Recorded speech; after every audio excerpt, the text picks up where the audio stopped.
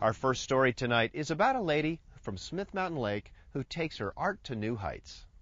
You might say she aspires to be a modern-day Michelangelo.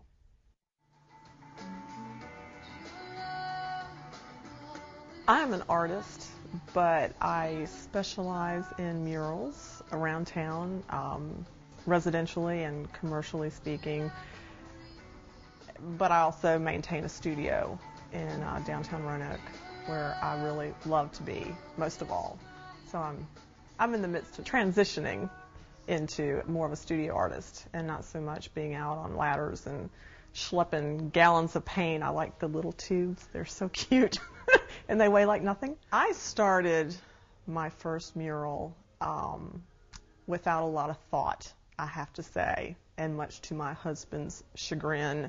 He came home one day, and I'm drawing with a Sharpie on what's to be the nursery on the white walls that were so pristine and beautiful and white. And he came home. He's a builder, and he knows properties of, like Sharpie pigment that doesn't ever come off. And I'm sketching with this. It's not like I used a pencil first. And he just stood there and went, "Honey, what are you doing?" I said, I'm just drawing some fish. It's okay. They'll be swimming through the walls. It'll be fabulous. And then all my friends traipsed through after the years later, and I got a few jobs that way. But, nurseries seem to be the big thing. So that's how I pretty much got started. Didn't mean to. We are sitting in my living room, and above us, about 15 to 20 feet, is a mural that was actually my husband's vision. It's a barrel vaulted ceiling that he built, and he said, "Honey, I think that it would be a great place for one of your pieces." Well, it's curved. Not only is that a challenge, because when you set up scaffolding to reach a ceiling, you're usually working with one height. And with the curve, it goes from about 15 to 20 feet, and there's no real, consistency in a level. So I had to work on many different levels. But I thought he was crazy for even suggesting such a thing, because that would be weeks and weeks of work. And the more I thought about it, I thought, yeah, he's right. It would just be a great canvas for a mural, especially in the classical sense that the room had. We thought it would be in keeping with a Tuscany or an Italian type theme, something that would emulate the masters of old in their work and give the home not such a new feel, but take it back a couple centuries. I painted in cracks to give it an authenticity of the centuries that it's seen the test of time. And my husband about died. He said, "You painted a crack in my brand new ceiling." And it worked. It's a lot of hard work, physically speaking. Doing murals, especially large-scale murals on walls that are 20, 30 feet high and scaffoldings involved, it is physically exhausting. There's several murals in this home, and some of them were not inspired until last-minute home tour stuff that I didn't realize I had said a year earlier on the little pre-interview thing they do with the homeowners.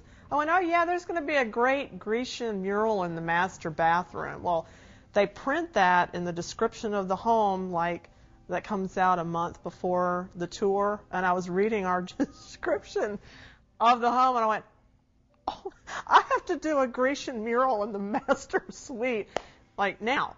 So that I pulled out at the last minute. And then there's a wine cellar in the basement that's currently being worked on with a scene of Napa Valley that's halfway in the making right now. So yeah, there's a few things to be seen around the home. The home tour, I have to just say, is such a great entity in itself. And I did work in a home that was on the home tour several years ago and did a mural on silk wallpaper. And so that was actually, I got to experience that through somebody else's home. And as a participant in creating their home, I got the opportunity to sponsor that home. And the home tour raises so much money that way, and it was such a wonderful thing. It was really about that. It wasn't about me, but it was a great opportunity to be in the home and talk about my mural without the pressure of having it my home. And so, but when I saw how well run the home tour was, it was a no-brainer. And I've done other work in other homes that have been on the home tour. Some of my most rewarding murals have been commercial murals, and one of them was one we did for Carilion Hospital. My brother actually helped me on that one, and we did it together, and it was for the cancer treatment room, and we did a mural on ceiling tiles that was an underwater seek and find, and it was designed to divert the attention of what was going on in the room at the time, which was not always pleasant. In fact, I don't think it would ever be pleasant.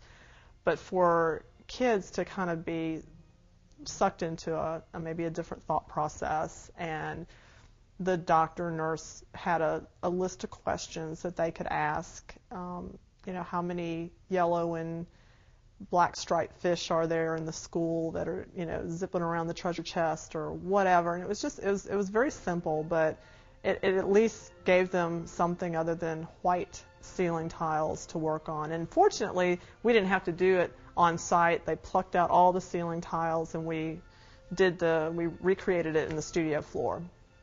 And that was hard to even think about what was going to be going on while this was going to be being viewed. But if it helped, then that was a good thing. I want to be represented in a gallery. That's my next goal. And I don't know how exactly I'm going to do that. It's catch-22 because I want to wait to have a body of work that I'm proud of. And as an artist, we all know that we're never proud of ourselves. It just doesn't. We're never good enough. Our work is always, it's horrifying to put yourself out there to be judged by others. And so we're our own worst critic because we're seeing it as the world would see it. At least I do. And it's very damaging, self-damaging, and artists struggle with that. It's kind of an ego thing, but also it's very torturing. It's a whole different world. It's a tiny little world being a studio painter, especially when your studio is, doubles as the broom closet. Being out working on murals, most of the time it was all acrylic, fast drying, and would be top coated. And I get to do painting at the studio in oils and different types of pigment. I'm just growing leaps and bounds. Paint it's a phenomenal tool to use. It's just paint.